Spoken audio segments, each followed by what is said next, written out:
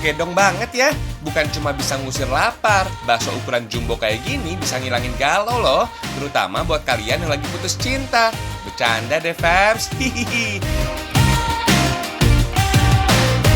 Kalau perut udah kenyang, cus, kita wisata sekaligus olahraga fams. Biar badan sehat, imun kuat, dan penyakit minggat.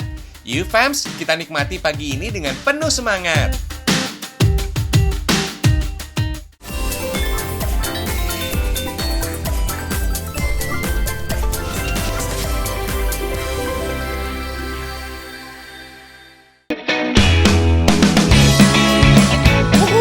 Ada yang seger nih. Iya fams, main air begini memang bikin seger. Hati juga happy kan? Betul nggak? Oh iya, river tubing termasuk olahraga air yang memacu adrenalin fams. Kalian yang nggak bisa berenang, boleh tuh main river tubing ini. Sebelum ikut main, jangan lupa pakai alat keamanan dulu. Mulai dari pelampung, helm pelindung, sampai sepatu khusus, biar nggak licin. Kalau sudah lengkap, jangan lupa ya bawa ban. Kalian juga harus jalan ke lokasi yang berjarak sekitar 500 meter dari base camp. Semangat kakak! Untuk menuju lokasi perlu perjuangan banget fams. Medan yang licin akibat hujan dan jalan yang berkelok jadi tantangan. Fams, ada 2 level yang bisa dipilih dalam permainan ini. Kalau anak-anak sih ambil level 1 untuk melewati arus air yang berasal dari PDAM Kabupaten Magelang. Wait fams, jangan langsung meluncur. Kita dengerin dulu arahan dari pemandu demi kenyamanan dan keselamatan kalian. Kalau semua sudah siap, let's go! Fams, tempat ini ada di level 2 dengan arus yang lebih ekstrim loh. Biasanya sih para pesertanya berusia 13 tahun ke atas. Di sini kita akan melewati Sungai Gono yang berbatu, berlokasi di Dusun Karangampel, Desa Tampir Wetan, Magelang. Kita juga harus menyusuri sungai sepanjang 2,5 km selama kurang lebih 2 jam. Wih, lumayan lama juga ya. Arus ini memiliki jeram-jeram kecil, so aman kok buat kalian yang belum pernah bermain tubing sama sekali. Meski masuk dalam aktivitas yang memacu adrenalin, river tubing ini nggak se-ekstrim arung jeram loh fams. Aliran sungainya masih relatif tenang. Setiap orang bakal naik pelampung dari ban dalam truk. Goncangannya juga nggak sekuat saat arung jeram kok. Tinggal ikutin aja derasnya arus sungai yang mengalir. Tuh kan, gak bakal tenggelam. Soalnya pelampung yang digunakan berisi gas yang massa jenisnya kecil fams. Tapi seimbangkan badan supaya nggak jatuh ya. Terus jangan sampai kapok kalau badan terbalik saat meluncur. Hahaha. Wait fams, jangan panik ya. Pemandunya tetap waspada kok, menjaga di beberapa pos.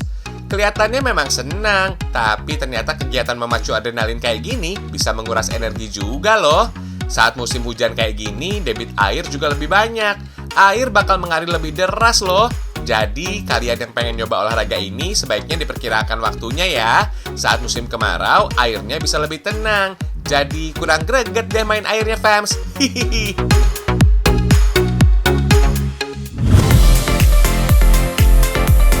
Kelihatannya main kano gampang banget. Tinggal dayung, kano bisa jalan tuh. Padahal kenyataannya nggak gampang loh. Butuh teknik khusus untuk mencoba olahraga ekstrim ini. APD alias alat pelindung diri juga harus dipakai. Ada helm dan jaket pelampung. Khusus yang masih amatir wajib ditemenin sama ahlinya fams. Kalau mau coba datang ke wilayah Batu Lumpang Garden. Ada Kang Rian dan rekan-rekannya yang siap jadi guide kalian. BTW, Batu Lumpang Garden terletak di daerah Batu Karas, Pangandaran. Ternyata di bagian tenggara Provinsi Jawa Barat ini nggak cuma ada Green Canyon aja, suasananya juga beda. Di sini kalian bisa melihat pemandangan indah tebing yang memanjang ke kiri dan ke kanan. Dikenal dengan Green Leaf atau Tebing Agung. Gak heran deh jadi megah banget, karena terdiri dari sejumlah bukit kapur yang menjadi bagian dari kawasan ekosistem Kars atau batuan kapur. Aliran sungai ini sebenarnya masih nyambung dengan Green Canyon, tapi di sini kalian bisa merasakan sensasi main kano. Gak kalah seru loh. Seperti yang kalian lihat fams, kano adalah perahu kecil yang hanya bisa ditumpangi 1-2 orang. Supaya bisa bergerak, kalian wajib mendayung. Ayo semangat, hitung-hitung bisa melatih otot tangan supaya kekar ya. Walaupun gerakannya agak monoton, semua bagian tubuh dituntut untuk bergerak. Pas banget nih buat kalian yang lagi program pembentukan otot. Efeknya nggak kalah dengan nge-gym fams. Dijamin, sendi-sendi langsung kenceng esokannya. Hihihi. Untuk menikmati suasana Batu Lumpang di atas aliran Sungai Cijulang ini, kalian hanya perlu menyiapkan budget sekitar Rp100.000 per orang. Oh iya, perhatikan juga cuacanya ya fams. Paling enak saat musim panas karena airnya jernih. Tapi kalau musim hujan begini juga boleh kok. Justru lebih menantang karena arusnya lebih deras.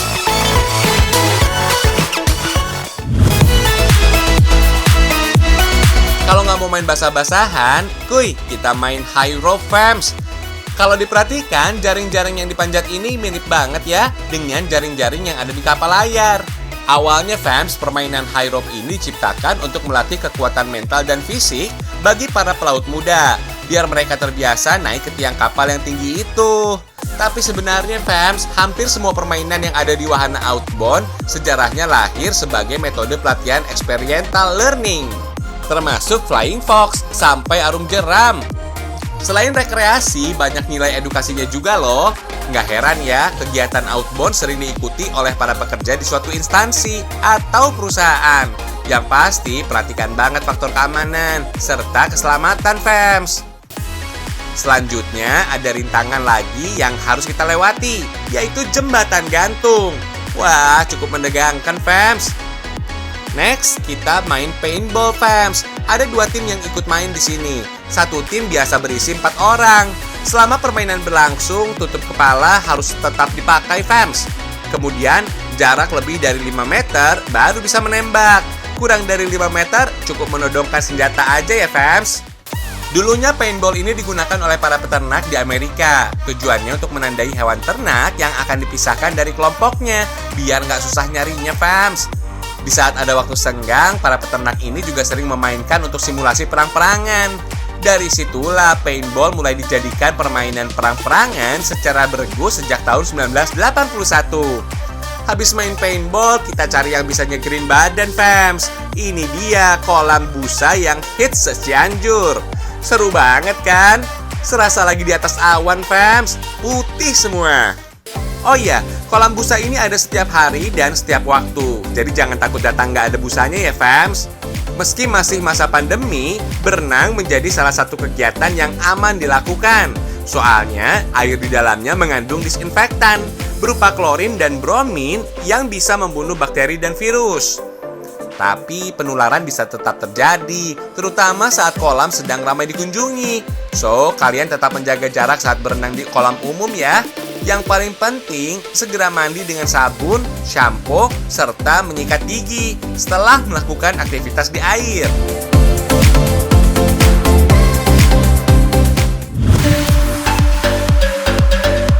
Abis main air, enaknya makan yang anget-anget nih. Tapi di zaman yang semakin modern ini, kuliner makin banyak variannya. Kayak bakso yang satu ini nih. Bakso bulat itu udah biasa. Kalau bakso yang bentuknya kayak paha ayam ini, baru luar biasa. Hahaha. Fams, sebenarnya bakso yang satu ini cuma bentuknya aja yang kayak paha ayam. Tapi bahan bakunya tetap dari daging sapi kok. Bakso bentuk kayak gini karena ada iga sapi di dalamnya tuh. Ukurannya yang besar, maka dinamakan bakso kentung. Oh iya, iga sapi di dalamnya juga nggak kaleng-kaleng loh. Dagingnya padat dan ukurannya jumbo fams. Tinggal lapisi aja deh sama adonan bakso. Pastikan daging iganya terbungkus sempurna ya. Nggak cuma iga sapi fams, di sini juga ada bakso cumi. Jadi adonan bakso tinggal dimasukin aja ke dalam badan cumi. Karena identik dengan bau amis, maka bakso cumi dimasak dengan bumbu rempah tuh. Dijamin bau amis minggat. Nah, bakso direbus aja deh. Karena ukurannya jumbo, bakso kentung yang dimasak butuh waktu agak lama fams. Kalau sudah matang, bakso kentung disajikan dengan kuahnya yang segar. Sama kayak bakso pada umumnya kok. Kuah bakso ini dibuat dari kaldu. Kalau mau yang spesial, ada kuah mercon tuh. Pedasnya dijamin nendang. Bakso kentung cek. Bakso cumi cek. Bakso pelangi dan bakso emas juga cek. Kalau formasi udah lengkap, tinggal sikat nih fams. Emangnya habis tuh bakso sebanyak itu? Nggak usah pakai mikir, langsung sikat aja deh. Hihihi. Bakso cuminya enak pol. Bakso kentung juga nggak kalah endes. Rasanya meledak di mulut fams. Rasa pedasnya 11-12 sama cuitan netizen. Hihihi. For your info nih, bakso ternyata masuk dalam 7 makanan khas Indonesia yang paling disukai warga dunia loh fams. Alasannya, bakso memiliki tekstur yang kenyal ditambah racikan kuah yang Indonesia banget.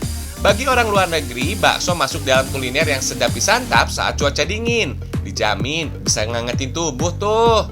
Kalau yang ini, fams, namanya bakso emas atau harta karun. Wah, ternyata isiannya nggak tipu-tipu, fams. Ada kimilau emasnya tuh. Emas yang dipakai ini jenisnya emas 24 karat. Tapi masih bisa disantap kok. Beh, endul marendul.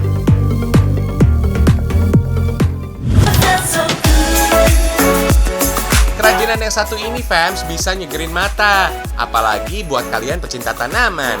Kalau orang tua, sahabat, atau kekasih lagi ulang tahun, kerajinan ini bisa jadi alternatif kado. Cakep abis deh. Kenalin ya, ini namanya terrarium. Itu loh media atau wadah yang terbuat dari kaca atau plastik transparan yang berisi tanaman. Fungsinya bisa macam-macam, fams. Bisa untuk penelitian, metode bercocok tanam, atau sekedar jadi dekorasi rumah. Oh iya, fams, terrarium ternyata juga ada dua jenis. Ada terrarium terbuka dan tertutup. Kalau terrarium terbuka, fams, nggak punya penutup, sehingga tanaman di dalamnya dibiarkan terbuka. Kelebihannya sih tanaman bisa lebih segar, karena dapat sinar matahari dari pergantian udara yang lebih sering. Nah, tanaman yang digunakan untuk terrarium juga harus benar. Karena wadah terrarium yang terbatas, lebih baik pakai tanaman berupa kaktus atau jenis sukulen lainnya yang berukuran mini. Fams, sukulen adalah tanaman yang memiliki daun lebih tebal untuk menyimpan air. Biasanya tanaman ini mempunyai daun yang kecil dan bisa tumbuh di dalam kondisi yang lembab. Jenis tanaman ini diantaranya adalah Anthurium crystallinum alias si kuping gajah, Cryptanthus bivitatus atau si bayi merah. Ada juga Sansevieria atau lebih banyak dikenal dengan sebutan lidah mertua. Biar tampilannya nggak begitu-gitu aja, kasih aksesoris ulang tahun, fams. Jadi deh. Cara tanamnya, taruh media tanah terlebih dulu, fams. Lapisan tanah ini berfungsi sebagai tempat tumbuh tanaman. Baru deh tanamannya ditata. Sisain setengah bagiannya untuk aksesoris ya. Selain untuk mempercantik, pasir ini berfungsi sebagai penutup media tanam terrariumnya, fams. Sudah hampir jadi nih. Biar seru, tinggal dikasih hiasan, fams. Bisa dari clay atau plastik mainan kayak begini. Terakhir, kasih hiasan ulang tahun deh. Selanjutnya, fams, terrarium yang tertutup nggak kalah spesial loh. Terrarium jenis ini nggak membutuhkan penyiraman dalam waktu singkat. Kelembapannya juga relatif konstan karena adanya siklus air yang berputar secara kontinu di dalam kaca. Dari sejarahnya, terrarium adalah media tanam yang dipakai untuk penelitian. Biasanya sih, fams, digunakan para ahli biologi yang lagi mengembangkan tanaman untuk hasil penelitian. Karena nggak boleh ada gangguan dari luar, tanaman diletakkan di dalam media kaca yang bentuknya kayak akuarium gitu loh. Cantik ya, fams, kayak kamu. Hihihi.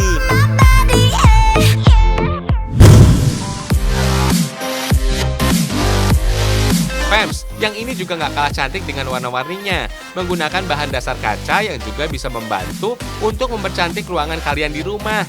Yes, fams, kaca patri. Kaca patri adalah jenis kaca hias yang disusun dari potongan kaca warna-warni dan disatukan dengan rangka logam dari tembaga ataupun kuningan. Awalnya kaca patri cuma jadi kegiatan pelengkap yang berasal dari Eropa.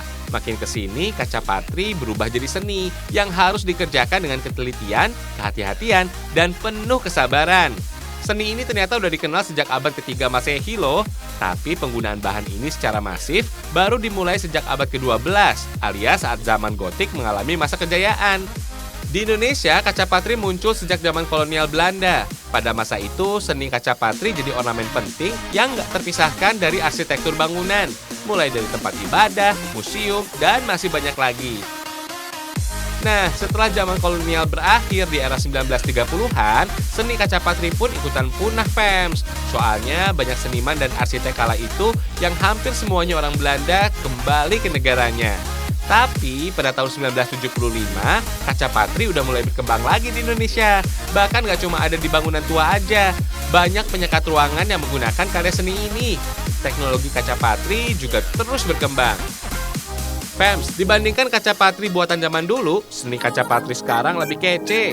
Kalau olahan dulu rangka kaca patri dibuat dari bahan yang nggak kokoh, sekarang kaca patri juga bisa dibuat dari rangka tembaga dan seng yang bisa didapat dengan mudah. Jadi bisa dibuat sesuai dengan keinginan deh. Hehehe. Kaca patri harus dicuci dulu menggunakan cairan khusus untuk menghilangkan kotoran sekaligus menjernihkan kacanya. Biar hasilnya maksimal, proses pemolesan kaca patri nggak cukup sekali 2 kali aja ya, fams. Ada juga cairan khusus untuk mencegah timah dan kuningan mengalami korosi atau karat, biar tahan lama. Ya ampun, fams, mereka membutuhkan waktu sekitar 3 hari tuh untuk 1 meter persegi aja.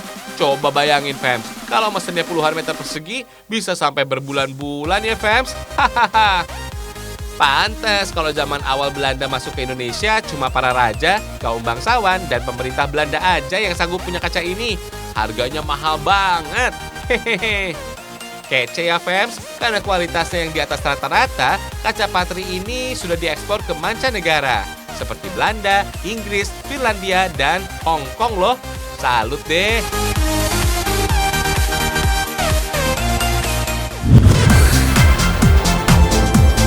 Kalian pernah dengar peribahasa, tiada rotan akar pun jadi? Kalau nggak ada dua-duanya, peribahasanya jadi tiada rotan dan akar, rumput ketak pun jadi. Hahaha. Fams, rumput ketak adalah rumput liar, biasanya tumbuh di hutan. Tapi siapa sangka, dari alang-alang begini bisa jadi berbagai kerajinan yang menghasilkan cuan. Gak percaya? Coba kita lihat kerajinan ini, Fams. Rumput ketak yang dipilih ada 2 tipe, Fams. Ada yang berukuran kecil dan besar loh. Kedua ukuran ini memiliki fungsi yang berbeda, Fams. Kalau yang besar biasanya digunakan untuk kerangka barang yang akan dibuat. Misalnya taplak meja, Fams. Taplak meja ini memang cuma datar gitu aja. Jangan salah ya, untuk membuat satu buah kerajinan ini butuh waktu 2-3 hari loh. Maklum, rumput ketak yang udah terkumpul harus dijemur sampai teksturnya kering. Rumput ketak yang utuh juga akan dibagi menjadi beberapa bagian. Kemudian dianyam satu persatu deh. Selesai dianyam, lanjut ke proses panggang di dalam oven besar selama 1 hari penuh. Sebenarnya oven ini nggak menggunakan api yang sangat panas, fams. Serabut kelapa dibakar sehingga menghasilkan asap seperti ini. Asap dengan api yang kecil digunakan untuk membakar kerajinan agar bisa menghasilkan warna yang gelap. Terakhir adalah finishing, fams, yaitu menggunting sisa-sisa rumput yang terlihat nggak rapi. For your info nih, pengrajin rumput ketak ini umumnya perempuan, fams. UMKM ini memberdayakan masyarakat sekitar untuk membuat kerajinan rumput ketak yang diharapkan menjadi oleh-oleh dan kerajinan tangan khas Pulau Lombok. Kalau diperhatikan secara seksama, kerajinan ini mirip banget sama rotan, fams. Mulai dari taplak meja, toples, tas, sampai keranjang, sekaligus pajangan rumah yang berukuran besar ini dibuat dari rumput ketak loh, fams. Wih, keren ya.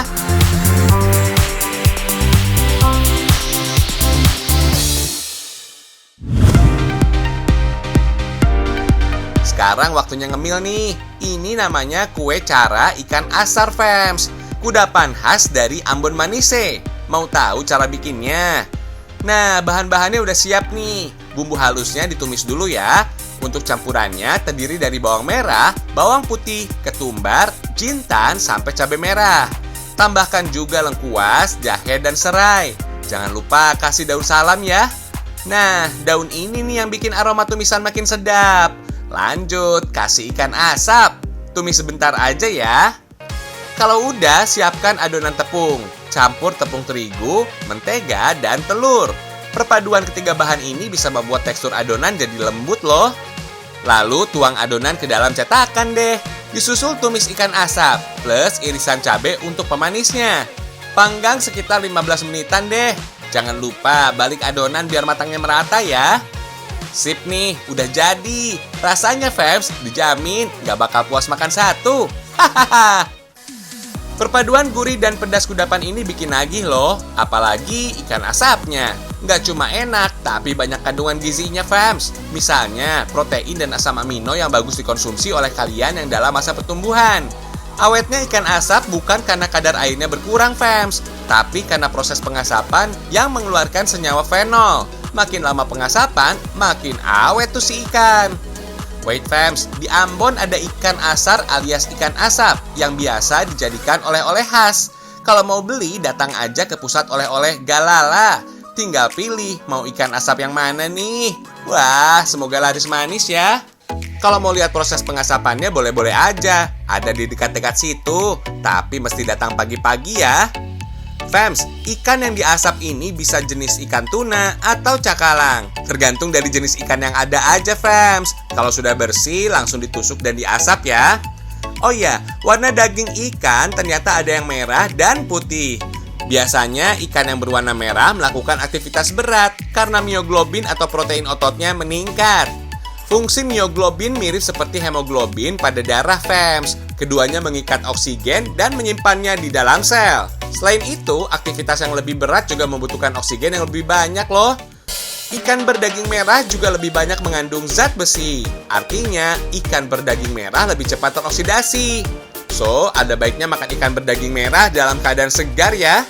Fams, ikan juga diusahakan tidak kena api secara langsung ya. Nah, uapnya inilah yang bisa membuat ikan jadi lebih tahan lama. Gak boleh buru-buru juga. Kalau belum kering betul, bisa bikin ikan cepat basi tuh.